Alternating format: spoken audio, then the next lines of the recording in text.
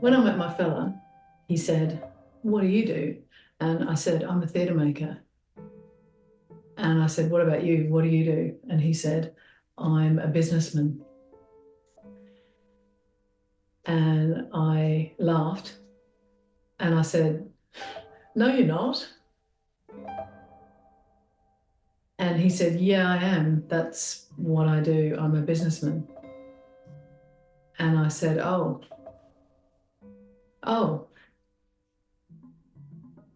I've never met anyone who calls themselves a businessman before." And he says, "I've never met anyone who calls themselves a theatre maker before." And I think, gosh, we must be as different from each other as a T-Rex is from a passion fruit.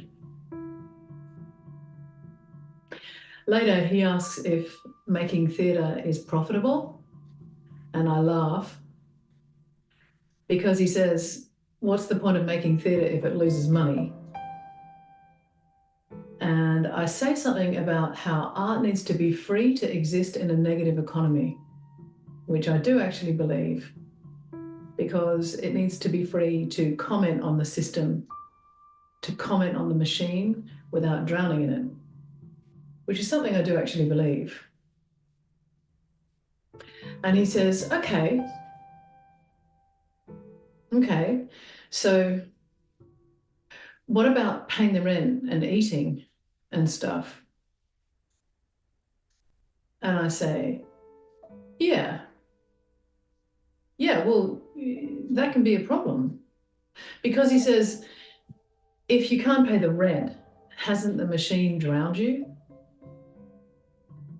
And I say, mm, yeah, but at least you're free to comment on it, the drowning process. And he says, how's that working out for you?